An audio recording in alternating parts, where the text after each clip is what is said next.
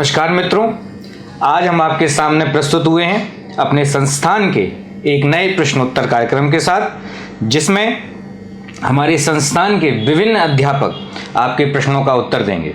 इसी कार्यक्रम की श्रृंखला में आज हमारे सामने विधि क्षेत्र के प्रख्यात विधिवेत्ता तथा एम्बिशन लॉ संस्थान के आधार स्तंभ श्री आलोक कुमार रंजन जी उपस्थित हुए हैं। आज हम इनसे चर्चा करेंगे उन सभी विषयों पर, उन सभी बिंदुओं पर जो आपकी जिज्ञासाओं को बढ़ाते हैं, आपके प्रश्नों को हमारे सामने उपस्थित करते हैं। तो चलिए हम रूबरू होते हैं श्री आलोक रंजन जी से। सर, आपका बहुत बहुत धन्यवाद आज हमारे कार्यक्रम में उपस्थित होने के लिए, और साथ ही आपको बहुत बहुत शुभकामनाएं हिंदी माध्यम में नया बैच प्रारंभ करने के लिए। मैं आपसे गुजारिश करूंगा कि हमारे इस प्रश्नोत्तर कार्यक्रम की शुरुआत में आप हमारी टीम को, हमारे संस्थान को आशीष वचन प्रदान करें। देखिए, हमने बहुत दिन से ये सोचा कि मैं अंग्रेजी माध्यम में तो पढ़ाता हूँ, हिंदी माध्यम में भी पढ़ाना शुरू करूँ। तो इसी क्रम में हिंदी माध्यम में हमने तैयारी शुरू कर दी, पाठ्य सामग्री लिखनी शुरू कर दी, बैरक लिखना शुरू कर दिया। सब कुछ शुरू हो गया है। अब बच्चों का दबाव है, क्लास शुरू कर दी जाए जल्द से जल्द। तो हम लोगों ने अब क्लास भी शुरू करने का प्रण कर लिया और हम 10 मई से क्लास शुरू करने जा रहे हैं।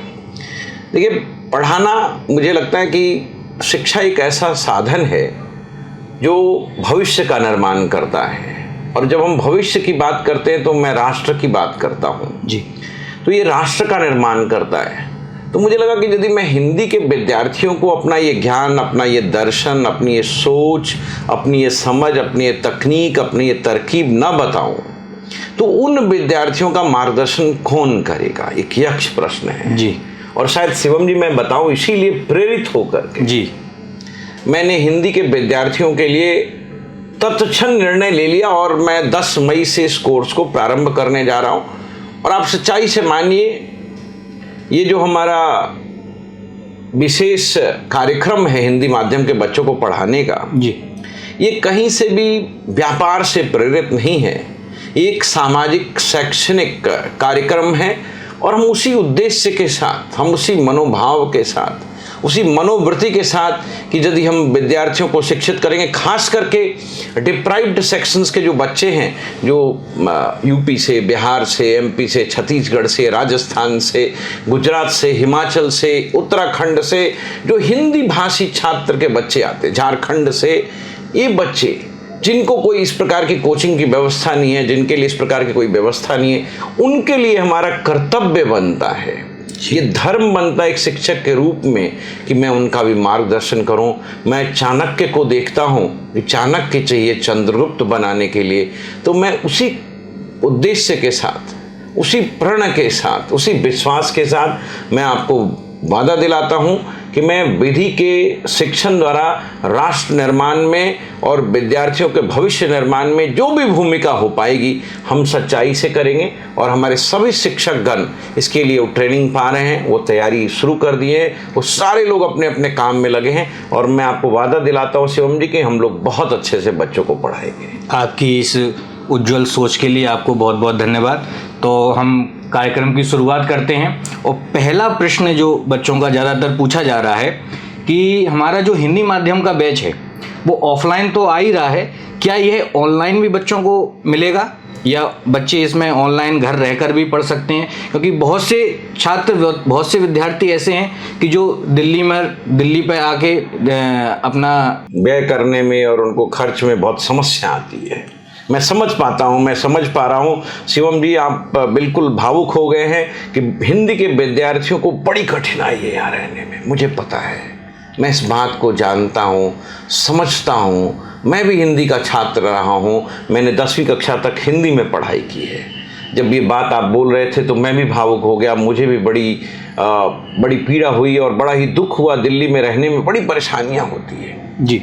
वो लोग सौभाग्यशाली हैं जिनके घर में इतना संसाधन है को दिल्ली आकर के रह सकते हैं। तो ये हमारा एक सामाजिक कर्तव्य है जी, हमारा एक धार्मिक कर्तव्य है, हमारे नैतिक कर्तव्य है कि हम हिंदी के विद्यार्थियों की पढ़ाई उनके घर तक पहुंचाए। ये सिर्फ एम्बिशन लॉ इंस्टीट्यूट में आकर के पढ़ें ऐसा नहीं है।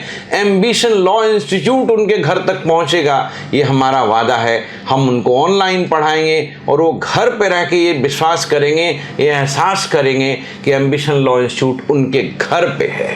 ऑनलाइन की क्लास भी चलेगी, बिल्कुल चलेगी जी। तो इसकी शुल्क क्या रखी जाएगी, क्या आप अभी बताने का? नहीं, मैं बताता हूँ आपको।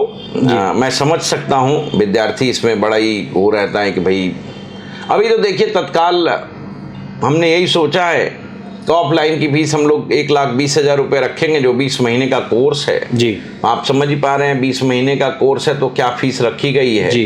तकरीबन 6,000 रुपये प्रति माह के दर से, ऐसा कुछ मतलब मुझे लगता है कि कोर्स की फीस रखी गई है। तो मैं ऑनलाइन में इसी चीज़ को 5,000 रुपये रखने का प्रयास करूंगा प्रति माह, और ताकि उनका पूरा जो शुल्क है 1,00,000 रुपये होगा। ठीक। तो ये शुल्क इस प्रकार से इसलिए रखा जा रहा है कि उनको गुणवत्ता भी देनी है और फीस ज़्यादा भी नहीं रखनी है। दोनों चीज़ों का समन्वय बिठाना है मुझे शिक्षकों को भी चलाना है, संसाधनों को भी देखना है। तो मैं इसी उद्देश्य से 1,00,000 रुपये 20 महीने का ऑनलाइन का फीस रखने का प्रयास करूंगा। जी। दूसरा प्रश्न यहाँ बच्चों का ये उठता है कि जब हम संस्थान में आएंगे तो क्या हमको कोई डेमो क्लास भी दी जाएगी, जिससे हम शिक्षकों को देख पाएं, उनकी पाठन शैली, उनकी कार्यशैली को समझने का हम प्रयास कर सके? तो क्या कोई डेमो क्लास का भी प्रावधान हमारे संस्थान में रहेगा? शिवम जी, मैं आपको बिल्कुल निष्पक्षता से और बिल्कुल खुले मन से बताऊं, ये विद्यार्थी का अधिकार है, उनके परिवार वालों का, उनके गार्जियन का भी अधिकार है कोई जाने कि हमारा बच्चा कहाँ पढ़ने जा रहा है जी। शिक्षक कैसा पढ़ाएगा, ये बहुत बड़ा प्रश्न है। इसके लिए हम लोग क्या कर रहे हैं कि हम लोग अपने YouTube चैनल पर जी बहुत सारे लेक्चर्स जी आपको क्लास शुरू होने के पहले ही हम आपको देंगे, और जो 10 मई को हमारी कक्षा शुरू हो रही है ऑफलाइन ऑनलाइन दोनों जी, उस कक्षा में हम क्या पढ़ाने जा रहे हैं, हम इसका आपको एक आप कह लें मार्गदर्शन, एक प्रस्तुति जी आपको हम कक्षा के माध्यम से देंगे। आप यदि एडमिशन पहले नहीं लेना चाहते हैं, यदि आपके मन में कोई शंका सवाल है, तो आप कुछ दिन क्लास करके देख सकते हैं, इसकी मनाही नहीं है। बट हम उसको डेमो का नाम नहीं देते, हम ये कह रहे हैं वो शिक्षक शिक्षार्थी का एक सकारात्मक संवाद होगा। जी। मैं अभी अंग्रेजी माध्यम में CRPC पढ़ाने जा रहा हूँ, तो उसी के तर्ज पे मैं चाहूँगा कि हिंदी के विद्यार्थियों को भी मैं उनको आपराधिक दंड प्रक्रिया की जो संहिता है, दंड प्रक्रिया संहिता है, वो मैं उनको पढ़ाऊँ, उनको बताऊँ हम किस स्तर पर जाकर पढ़ा सकते हैं। देखिए शिवम जी, आपने डेमो की बात की, मैं आपको बताना चाहूँगा, देखिए डेमो लेने के लिए भी आपको बहुत पढ़ना पड़ेगा। मैं किस स्तर पर पढ़ाऊँगा, मैं आपको डेमो की जो समस्या है उसका एक अभी नमूना बताता हूँ जी। जब मैं आपको पढ़ाने जाऊँगा CRPC, तो मेरा सवाल आपसे होगा पहले, ये बताओ CRPC जब पढ़ने जाते हो तो तुमने कभी देखा कि CRPC में FIR कहाँ लिखा जाता है? तुमने कहा जी देखा 154 में लिखा जाता है, लेकिन 154 में कहीं FIR की व्याख्या नहीं है। 154 तो प्रथम सूचना देने की बात है, ये तो FIS है, यानी फर्स्ट इंफॉर्मेशन, एक प्रकार से स्टेटमेंट है। FIS first information statement, it is not FIR। ये रिपोर्ट नहीं 154 में। 154 तो ये कहता है कि आप पुलिस के पास जाएंगे, उनको सूचना देंगे और पुलिस सूचना के आधार पर एक लिखेगा अपने केस में कि भाई अपनी डायरी में किस प्रकार की सूचना हमारे पास आई है और लगता है कहीं संज्ञेय अपराध हुआ, उसके बाद वो तहकीकात करेगा जी। तो FIR की चर्चा 154 में नहीं। यही नहीं, आपको बताऊं क्या, जब आप 154 को देखेंगे तो उसका जो हेडिंग लिखा हुआ है जी, उसमें लिखा होता है कॉग्निजेबल केस, और अंदर के जब शब्द पढ़ेंगे तो लिखा है कॉग्निजेबल ऑफेंस। अब दूसरा सवाल आ गया कि भाई केस और ऑफेंस क्यों लिखा? अब देखिए विद्यार्थी मेरे को डेमो में कैसे समझेगा, मैं तो इतने ज्ञान की बात करना चाहूँगा जो हमारे हिंदी के विद्यार्थियों को ऐसा एहसास करा दे कि वो लॉ को विभिन्न प्रकार से पढ़ने आए हैं जी। ये लॉ की किताब यहाँ मैं नहीं पढ़ाऊँगा आपको, मैं आपको लॉ के विधि के उन बातों का ज्ञान दूंगा जो कहीं किताब के पन्नों में सीमित नहीं है। ये ज्ञान सिर्फ किताबी नहीं है, ये व्यावहारिक ज्ञान है और ये ज्ञान जो है एक प्रकार से आप कह लें शोध पर आधारित है। आपको मैं बताऊं, एम्बिशन लॉ इंस्टीट्यूट के शिक्षक बाध्य होते हैं लगातार शोध करने के लिए। मैं भी शोध करता हूं। मैं आज ही पढ़ रहा था, क्या 173 में जब हम रिपोर्ट फाइल करते चार्जशीट उसमें लिखा है। मैंने किसी बच्चे से पूछा, क्या तुमने चार्जशीट की चर्चा 173 में पढ़ी जो तुम कह रहे हो चार्जशीट फाइल होगा? वो तो रिपोर्ट की बात करता है कि एक फाइनल रिपोर्ट, एक कंप्लीट रिपोर्ट पुलिस फाइल करेगा, चार्जशीट कहीं नहीं लिखा है। ये तो आप पुलिस मैनुअल से, किसी एक्ट से, पुलिस एक्ट से लेकर के आते हैं। तो देखिए, डेमो का जहां तक सवाल है, बच्चों का प्रश्न बहुत वाजिब है, मैं स्वीकार करता हूं। तो वो कुछ क्लास मेरी ले सकते हैं, वो पढ़ सकते हैं और हमारे विभिन्न शिक्षक उनको थोड़ा थोड़ा हमसे संवाद करेंगे ताकि वो समझ लें कि जो इनकी टीम है, जो इनके टीम के शिक्षक हैं, वो कैसा पढ़ाते हैं। लेकिन आप विश्वास करिए, जो भी पढ़ाएगा बहुत अच्छा पढ़ाएगा, क्योंकि हमारे यहाँ पढ़ाने की प्रक्रिया हमने विहित की है। अच्छा, मैं ही आपसे एक सवाल पूछ लेता हूँ, आप जानना चाहेंगे कि हमारे पढ़ाने की प्रक्रिया क्या होगी? बहुत जरूर, क्योंकि हमारे जितने भी विद्यार्थी जो YouTube पर हमारी वीडियोस देखते हैं, उनका प्रश्न रहता है, अमूमन वो नहीं बोल पाते हैं, लेकिन सबके मन में जिज्ञासा रहती है कि संस्थान किस प्रकार से अपनी शैली को आगे बढ़ाएगा, कैसे हमारे पथ को आगे बढ़ाकर हमको परिणाम सफल बनाएगा। तो अगर आप उसकी चर्चा करना चाहें तो हमारे विद्यार्थी इसके लिए आतुर हैं सुनने के लिए। बिल्कुल बिल्कुल शिवम जी, मैं आपको बताऊं, देखिए हमने पढ़ाने की एक प्रक्रिया बनाई है जी। हमने क्या किया है, एक सबसे पहले हम लेक्चर प्लान बनाते हैं। देखिए, हम जब आपको CRPC में पढ़ाने जाएंगे तो मैं क्या क्या बातें बताऊंगा। जैसे मैंने अभी आपसे संवाद के दौरान कहा कि FIR जब लिखाई जाती है तो किस प्रकार के अपराधों का लिखाया जाता है। भाई, संज्ञेय अपराध का लिखाओगे, गैर संज्ञेय अपराध का लिखाओगे, जब लिखा दिया गया तब क्या होगा, जब नहीं लिखा गया तब क्या होगा। तो मैं बहुत सारे प्रश्नों की एक झड़ी लगाऊंगा जी, एक प्रश्नावली बनाऊंगा कि FIR लिख दिया गया तो क्या होगा, FIR नहीं लिखा तो क्या होगा। अब आपने जैसे ही मुझसे पूछा FIR नहीं लिखा गया तो क्या होगा, तो मैंने बताया जब FIR पुलिस वाला नहीं लिखता है, आप वरीय पदाधिकारी के पास जाओ। और ये रीजनेबल बातें भी, युक्तियुक्त बातें हैं। जब एक कनिष्ठ अधिकारी नहीं काम करेगा तो मैं वरिष्ठ अधिकारी के पास जाऊंगा। लेकिन मान लो वरिष्ठ अधिकारी भी नहीं करता, तब क्या करोगे? आपने तुरंत कहा 156(3) में मैजिस्ट्रेट के पास जाएंगे। लेकिन मान लो हम पुलिस जाना ही नहीं चाहते जी, मेरा पुलिस व्यवस्था में कहीं विश्वास नहीं है जी, मुझे लगता है न्यायिक व्यवस्था में मेरा विश्वास है। तो न्यायिक व्यवस्था में यदि डायरेक्टली जाना चाहो तो जा सकते हो क्या? बिल्कुल जा सकते हैं। धारा 200 के तहत दंड प्रक्रिया संहिता में कंप्लेंट की व्यवस्था है, जहां आप जा सकते हैं और अपना कंप्लेंट भी रजिस्टर। तो मैं ये बताना चाह रहा हूं, ये हम एक लेक्चर प्लान बना रहे हैं। उस लेक्चर प्लान में हम विभिन्न प्रश्नों को जो हम खुद फेस करते हैं, जो हमने पिछले 21 साल में, 22 साल में बच्चों को पढ़ाने के क्रम में देखा, कोर्ट में देखते हैं क्यों जुडिशियल डिले हो रहा है, कहाँ जुडिशियल रिफॉर्म होना चाहिए। तो इन बातों से संबंधित और परीक्षा में जो पहले प्रश्न आए हुए हैं उन पे आधारित हम प्रश्नों का एक समूह बनाते हैं और उसी के आधार पर लेक्चर प्लान तैयार करते हैं। और उस लेक्चर प्लान पे फिर हम आपको क्लास में बताएंगे। तो पहले एक लेक्चर प्लान बनेगा, कौन से केस पढ़ाए जाएंगे, कौन सी बातें पढ़ाई जाएगी, कितने प्रश्न पढ़ाए जाएंगे, क्या सभी प्रश्नों का उत्तर हो गया। अब आप आए मेरे से पूछ दिया कि मान लीजिए सर कोई आता है और वो मजिस्ट्रेट के पास कन्फेशन कराना चाहता है, क्या वो मजिस्ट्रेट के पास सीधा जाकर के कन्फेशन रिकॉर्ड कर सकता है 164 में? अब इस बात की व्याख्या आपके बैरक्ट में नहीं लिखी है जी। अब इन प्रश्नों का समाधान क्लास में होगा। तो ये हम लेक्चर प्लान बनाते हैं और मैं आपको बताऊं कि इस तरह के लेक्चर प्लान हम हर विषय में बनाएंगे ताकि कोई भी शिक्षक पढ़ाएगा वो इस बात को ध्यान में रखेगा कि सारे के सारे प्रश्न जो एग्जाम में आए हुए हैं और या जो आ सकते हैं वो उत्तरित होने चाहिए, कहीं कुछ छूट ना जाए, कहीं कुछ रह ना जाए।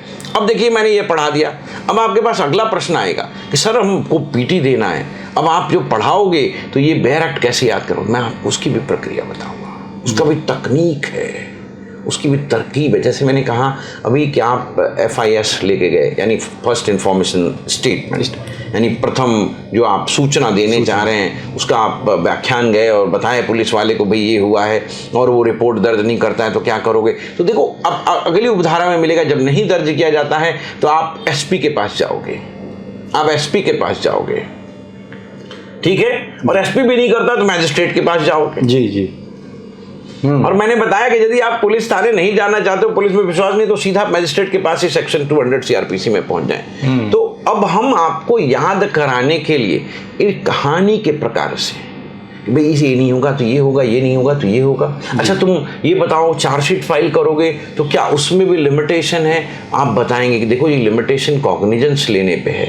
468 से 473 में लिखा है चैप्टर 37 ऑफ सीआरपीसी में कि कॉग्निजेंस लोगे तो लिमिटेशन देखना है, लेकिन चार्जशीट फाइल करने में कोई लिमिटेशन नहीं। तो मैं आपको प्रश्नों के तरीके से सेक्शंस भी याद कराऊंगा और उपधाराएं और धारा एक क्रम में, जैसे आप बॉडी को देखते हैं कि स्केलेटन है इसका, सर ऊपर है पैर नीचे, तो हर धारा में हर एक्ट में एक स्केलेटन बना हुआ है, एक उसका शरीर है और सारे जो उसके अंग हैं, बॉडी के पार्ट्स हैं, वो एक प्रकार से व्यवस्था में लिखे हुए। इस व्यवस्था को जब हम समझ लेंगे तो हमें sections, subsections, full stop, comma, धाराएं, उपधाराएं और जितने भी हमारे आर्टिकल्स, अनुच्छेद हैं और धाराएं हैं और उप अनुच्छेद हैं, वो सब याद होते जाएंगे। अब आपके पढ़ाने के क्रम में मैं यही बता रहा था कि एक लेक्चर प्लान बना दिया, उसके आधार पर पढ़ा दिया। अब हम नित्य नए केस भी ढूंढ के लाते हैं हम अपने पढ़ाने में, वो भी आपको हिंदी के बच्चों को लाभ मिलेगा, आपको भी लाभ मिलेगा। हालांकि supreme court, high court generally अपना निर्णय हिंदी में नहीं लिखती, बट हम थोड़ी बहुत अंग्रेजी भी जानते हैं, हिंदी भी जानते हैं। हमारे सभी शिक्षकों का ये हाल है, सब हिंदी अंग्रेजी दोनों जानते हैं। वो आपको अनुवाद करके अपनी बातें बताएंगे। इसीलिए हम बल दे रहे हैं कि यदि हम सामग्री आपको बना के पहले से ही सब कुछ दे दे तो आपको ये न्यूनतम चीजें नहीं मिलेगी। हाँ, लेकिन हम आपको बेसिक सामग्री भी क्लास में देंगे। अभी स्टार्टिंग है तो हम पहले क्लास में देंगे, धीरे धीरे उसको कंपाइल करके मटेरियल बना के भी आपको देंगे, तो आगे आने वाले बच्चों को उसका भी लाभ मिलेगा। अब पढ़ाने के बाद फिर प्रश्नों का हमने एक बना रखा है कि हम आपको प्रश्न देंगे और प्रश्न के उत्तर आपसे लेंगे। आप यदि ऑनलाइन पढ़ रहे हैं तो ऐप में आंसर आ जाएगा, ऑफलाइन पढ़ रहे हैं तो क्लास में आपको आंसर बता दिया जाएगा, और किसी प्रकार की कोई स्पष्टीकरण की आवश्यकता होगी तो आप क्लास में पूछेंगे। हम पढ़ाते हैं तो अंत में प्रश्न उत्तर का एक समय रखते हैं, आपको सारे प्रश्नों का उत्तर मिलेगा। हम उत्तर लेखन की कला भी बताएंगे। जी, लगता है कि बच्चों ने आपकी जो पाठन शैली है उसको अच्छे से समझ लिया होगा। इसी कार्यक्रम को आगे बढ़ाते हुए बच्चों का दूसरा प्रश्न है कि यदि किसी कारणवश वो क्लास में नहीं आ पाते हैं, यदि ऑफलाइन बच्चे हैं और किसी कारणवश वो क्लास में उपस्थित नहीं हो पा रहे हैं, तो उनका पाठ्यक्रम फिर कैसे पूर्ण किया जाए? देखिए, जो ऑफलाइन के बच्चे उनको तो मैं यही कहूंगा कि ऑफलाइन ही क्लास करें और क्लास ना छोड़ें, ऐसा ना होने दे। क्योंकि देखिए, कहते हैं वर्क इज वर्शिप, ये आपकी ड्यूटी, विद्यार्थी का धर्म है वो पूरी क्लास करे। लेकिन मान लीजिए कोई रोग है, बीमारी है, कोई परेशानी है, कोई घर से परेशान है, कोई और भी बात है, एग्जाम देना है, तो क्लास छूट जाती है। ऐसी परिस्थिति में इंस्टीट्यूट ऑब्वियसली इस बात का ध्यान रखेगा और आपको उसके जो रिकॉर्डेड लेक्चर्स होंगे वो क्लास में दिखाए जाएंगे, उसमें कोई समस्या नहीं। ऑनलाइन के बच्चे हैं तो आपके ऐप में उसका एक्सेस होगा और आप उसको क्लास के टाइमिंग के बाद भी देख पाएंगे। अच्छा, दूसरा प्रश्न बच्चों का ये है कि विभिन्न राज्यों से बच्चे यहाँ तैयारी करने के लिए आते हैं। अगर देखा जाए तो हर न्यायिक परीक्षा का हर राज्य के स्तर पर थोड़ा थोड़ा अंतर देखा जाता है पाठ्यक्रम के स्तर पर, तो क्या बच्चों को लोकल अधिनियम भी संस्थान के द्वारा पढ़ाए जाएंगे? नहीं, ऐसा है, लोकल अधिनियम जैसे यूपी की आप बात करें तो यूपी में लोकल लॉज बड़े इंपॉर्टेंट है, लेकिन वो मेंस एग्जाम में आपको प्रारंभिक परीक्षा में जनरली लोकल लॉ की जरूरत नहीं पड़ती। तो जहां प्रारंभिक परीक्षा में जरूरत पड़ेगी वो हम लोग पहले पढ़ाएंगे परीक्षा के, और जहां मेंस परीक्षा में जरूरत होगी, जब आप प्रारंभिक परीक्षा दे लेंगे मेंस के समय में पढ़ाएंगे। आप चाहें तो पहले भी, जैसे अभी हमारे यहाँ यूपी लोकल लॉ का क्लास अंग्रेजी माध्यम में चल रहा है, तो मैंने बच्चों को कहा कि भाई आप जो आगे यूपी की एग्जाम देना चाहते हैं वो लोकल लॉ की क्लास कर लें जी। तो कई बच्चे आते हैं, कई बच्चे नहीं आते, ज़्यादातर बच्चे नहीं आते क्योंकि उनको पता है कि प्रारंभिक परीक्षा पास करेंगे तभी लोकल लॉ पढ़ने की आवश्यकता होगी। तो अननेसेसरली अपने आप को ओवरबर्डन करना, जरूरत से ज़्यादा जो है वो मेहनत करना, वो अच्छी बात नहीं। वही मेहनत, वही समय आप कहीं और लगा सकते हैं। तो लोकल लॉ के लिए आप चिंता ना करें, जो नहीं पढ़ाएंगे, जैसे कई लोकल लॉ है जिसका कोई बहुत समझ की बात नहीं। पंजाब कोर्ट्स एक्ट है, मैं आपको बताऊं, ऐसे कई सारे एक्ट्स हैं, बहुत छोटे कम सेक्शंस हैं। तो आपको पाठन सामग्री दे दी जाएगी। टीचर कोई समस्या है तो टीचर आपको क्लास में बताएगा। आप हमारे यूट्यूब पे जाइएगा, लॉ पाठशाला तो हिंदी का यूट्यूब चैनल है, अंग्रेजी का यूट्यूब चैनल भी है हमारा, एम्बिशन लॉ इंस्टीट्यूट, वहाँ पर आप देखेंगे यूपी में जितने अभी आए थे ये लोकल लॉज और स्पेशल लॉज, सारे पे हमने कुछ ना कुछ लेक्चर बना करके लोड किए हुए, अपलोड किए हुए, आप वहाँ भी देख सकते हैं। वही काम हम हिंदी माध्यम में भी करें। अच्छा, दूसरा प्रश्न बच्चों का ये है कि सामान्य हिंदी की कक्षाएं भी संस्थान के द्वारा प्रदान की जाएंगी क्या? अब हिंदी माध्यम का छात्र यदि सामान्य हिंदी पढ़ने की बात करेगा तो ये थोड़ा सा मतलब अच्छा नहीं लगेगा। सामान्य हिंदी हम लोग बोलते हैं, पढ़ते हैं, यदि जरूरत होगी तो क्लास कराई जाएगी, ऐसी कोई व्यवस्था नहीं है, ऐसी कोई परेशानी नहीं। जी, सामान्य हिंदी किन किन राज्यों के पाठ्यक्रम में शामिल है? कहीं कहीं होता है ऐसा जी, जैसे राजस्थान में आप देखेंगे तो वहाँ इसका बड़ा इम्पोर्टेंस है। कहीं कहीं एमपी में भी कहीं कहीं आता है, हिंदी में इसे लिखिए, अंग्रेजी में इसे लिखिए, तो कई सारे राज्यों में है ऐसा। अच्छा, कई सारे राज्यों में है ऐसा। वो तो आप राज्य के सिलेबस देखेंगे, थोड़ा मोड़ा परिवर्तन भी होता रहता है। जी जी जी। तो जब एग्जाम नोटिफाई होगा उस समय वो आता है। तो आपको ध्यान से देखना होगा क्योंकि सिलेबस चेंज भी होता है। जी जी। डीजीएस में भी बहुत सारे नए पेपर ला दिए, यूपी में बहुत सारे नए लॉज ला दिए, तो आपको देखना पड़ेगा। लेकिन सामान्य हिंदी और सामान्य अंग्रेजी आपको पढ़नी चाहिए। इसके लिए देखिए, आप थोड़ा मोड़ा समाचार सुना करिए, हिंदी के समाचार सुने, अंग्रेजी के समाचार सुने या समाचार पत्र पढ़ें, बहुत लाभ होता है इससे। एक तो आपका जीके स्ट्रांग होता है, एक स्टोरी बनती है दिमाग में आपके।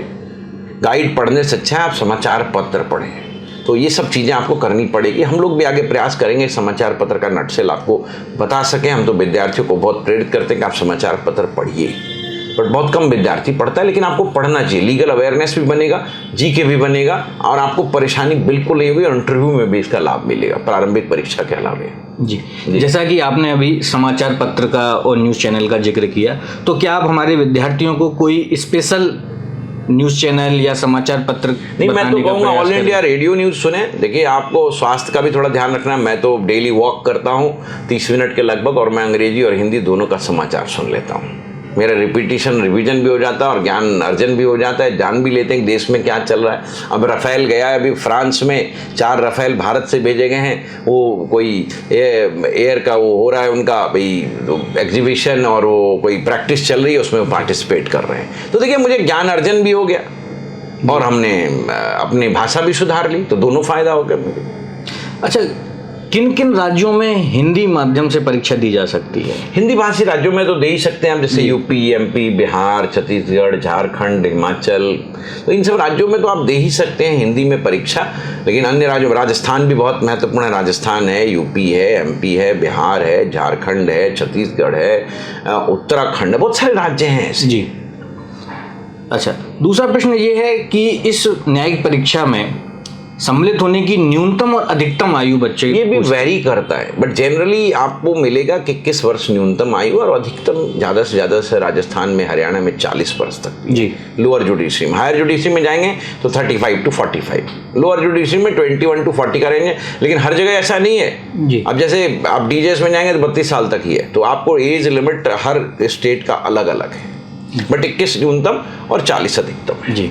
अच्छा, अगला प्रश्न मेरा ये है कि यदि संस्थान प्रारंभिक परीक्षा के लिए टेस्ट सीरीज चला रहा है या वहाँ मुख्य परीक्षा भी शामिल कर लें, और कोई विद्यार्थी अभी प्रारंभिक परीक्षा में या मुख्य परीक्षा में शामिल नहीं हो रहा है, तो क्या वह भी प्रारंभिक परीक्षा और मुख्य परीक्षा जो संस्थान के द्वारा चलाई जा रही है टेस्ट सीरीज, उसमें शामिल हो सकता है? शामिल हो सकता है, शामिल होने में कोई परेशानी नहीं, लेकिन आपको अपना आकलन नहीं हो पाएगा और हो सकता है कि आप ज़्यादा निराश हो, आप तैयार नहीं हो और आप परीक्षा दे रहे हैं। उसमें क्या होगा कि आपके नंबर बहुत ज़्यादा नहीं आएंगे, बहुत कम आएंगे, तो आप में निराशा का भाव जन्म ले सकता है। तो ये सब डिसीजन बहुत सोच समझ के, और क्लास में इन बातों की भी हम चर्चा करेंगे, क्योंकि ये मनोवैज्ञानिक पहलू हैं जो बहुत महत्वपूर्ण हैं। आपने सुना होगा एक कहावत, मन के हारे हार है, मन के जीते जीत। तो आप देखिए, यदि मानसिक रूप से आप थोड़े भी नेगेटिव हो जाएंगे तो आपकी परेशानी बढ़ेगी।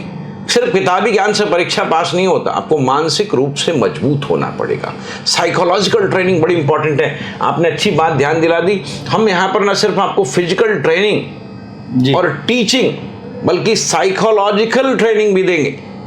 आपको मनोवैज्ञानिक रूप से लगातार सशक्त बने रहना है, ताकि आप अपनी परीक्षा की तैयारी सकारात्मक रूप से हमेशा करते रहें।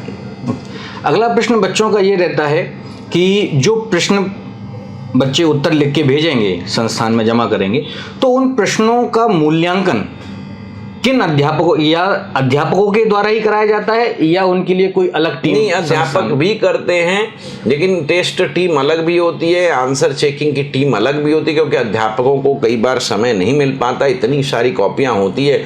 जैसे मैं आपको अंग्रेजी माध्यम की बात बताऊं तो हमारे ऑनलाइन में हाँ, 1000 से ज्यादा बच्चे एक बैच में हैं। जी। अब 1000 बच्चे यदि कॉपी भेजेंगे तो एक शिक्षक तो चेक कर नहीं पाएगा। जी। तो इसके लिए मुझे शिक्षकों का समूह बनाना पड़ता है, कॉपी चेक करने के लोग होते हैं, टेस्ट टीम होती है अलग से, तो वो लोग ये काम करते हैं। बट हम लोग भी उसका उत्तर क्लास में खुद देते जी। ताकि बच्चों को ये तो पता चल जाए कि हमने लिखा था, इसका सही उत्तर क्या होना चाहिए था। तो शिक्षक सीधे संवाद में उन प्रश्नों का सटीक उत्तर क्लास में देने का प्रयास करते हैं। जी, हमारे प्रश्नोत्तर कार्यक्रम का आज आखिरी प्रश्न आपसे जी। कि हिंदी माध्यम में जो आप बैच प्रारंभ कर रहे हैं उसमें क्या आलोक सर भी बच्चों से रूबरू होंगे किसी विषय विशेष को लेकर, या बस केवल सर क्लास में ओरिएंटेशन क्लास लेने आएंगे? ये देखिए, मार्गदर्शन तो बहुत आवश्यक है, ओरिएंटेशन तो होगा ही होगा, लेकिन मैं अपना जो तकनीक है, अपनी जो तरकीब है वो आपसे साझा करूंगा कुछ विषयों के द्वारा, वो तो जरूरी है। देखिए, पहले मैं ही आपको सीआरपीसी में थोड़ा मोड़ा क्लास लेकर के बताऊंगा, क्योंकि देखिए जब तक आप मेरी तरकीब और तकनीक नहीं सीखेंगे तब तक काम आगे नहीं बढ़ेगा। तो यदा कदा हमारी भी क्लास होगी, कुछ विषयों को हम भी पढ़ाएंगे, लेकिन यहाँ पर टीम है। और आप ये समझ लीजिए पहले कि जिस कोई भी पढ़ाएगा, वो शिक्षक कोई भी हो, लेकिन शिक्षा की तकनीक, शिक्षण की तकनीक, शिक्षण का तरकीब वही होगा जो मैं आपको अभी बता रहा हूँ। तो इसके लिए आप बिल्कुल निश्चिंत रहें। चेहरा बदल सकता है, नाम बदल सकता है, बट काम वही होगा और वो बिल्कुल सटीक होगा। उसको उसी प्रकार से लेक्चर प्लान भी बनाना है, उसको उसी प्रकार से बच्चों से सीधा संवाद करना है, हर प्रश्न का उत्तर देना है। जो पहले के प्रश्न आए हुए हैं उन सबों का उत्तर क्लास में देना है उसको। जितने भी प्रीवियस क्वेश्चन आए, ऑब्जेक्टिव सब्जेक्टिव, सबका उत्तर आपको क्लास में ही मिलेगा। जो भी नए केस हैं सब क्लास में ही पढ़ाए जाएंगे। उस पर जो भी ज़रूरत होगी क्लास में लिखाया जाएगा। ज़रूरत होगी उसका रिटन प्रिंटेड मटेरियल भी आपको बना करके समय समय पर दिया जाएगा। तो आप इस बात के लिए बिल्कुल निश्चिंत हो जाएं, कब कौन पढ़ाएगा और कैसे पढ़ाएगा, इन दोनों बात का विशेष ध्यान हम लोग रखेंगे। हमारी भी कुछ कक्षाएं होंगी, इसमें बिल्कुल दो राय नहीं है। और मैं आपको जैसा बताया कि हम सीआरपीसी से शुरुआत करने जा रहे हैं 10 मई को। जी, तो ये था हमारा आज का कार्यक्रम, जिसमें सर ने बहुत अच्छे तरीके से आपके प्रश्नों को हल करने का प्रयास किया, उनके उत्तर देने का प्रयास किया, साथ ही आपकी जिज्ञासाओं को भी शांत करने का प्रयास किया। सर, आपका बहुत बहुत धन्यवाद आज के कार्यक्रम में उपस्थित होने के लिए। मैं विद्यार्थियों को अंत में यही कहूंगा शिवम जी, आपके माध्यम से जी, आप सदैव सकारात्मक बने रहिए। देखिए, सकारात्मकता से संदेह दूर होता है और संदेह दूर होने से सफलता के द्वार खुलते हैं। तो मेरे प्रिय विद्यार्थियों, मित्रों, इस बात को समझो, हमने ये बीड़ा उठाया राष्ट्र निर्माण का, भविष्य निर्माण का। इसमें आप हमारे साथ आइए, हमारे साथ साझा होइए, हमारे साथ मेहनत करिए। हम कदम से कदम मिलाकर आपके साथ चलेंगे। बहुत बहुत धन्यवाद। आपकी जो भी जिज्ञासाएं हैं आप उनको हमें मेल कर सकते हैं। हमारे व्हाट्सएप पर भी आप अपनी जिज्ञासाओं को, प्रश्नों को भेज सकते हैं, जिन प्रश्नों का उत्तर अगली श्रृंखला में आपको दिया जाएगा। आपसे जुड़ने के लिए, आप हमारी वीडियो को देखने के लिए आपका बहुत बहुत धन्यवाद। जय हिंद, जय भारत। लॉ पाठशाला से आप लॉ पाठशाला में आप मैसेज लिख सकते हैं, वहाँ पर आपके यूट्यूब वीडियो आते हैं। लॉ पाठशाला में आप लिखिए, लॉ पाठशाला हमारा यूट्यूब चैनल है, उसको ज्वाइन करिए। लॉ पाठशाला में आप प्रश्न पूछिए, हम लोग उसका उत्तर लेकर के आएंगे। बहुत बहुत धन्यवाद। धन्यवाद। जय हिंद, जय भारत।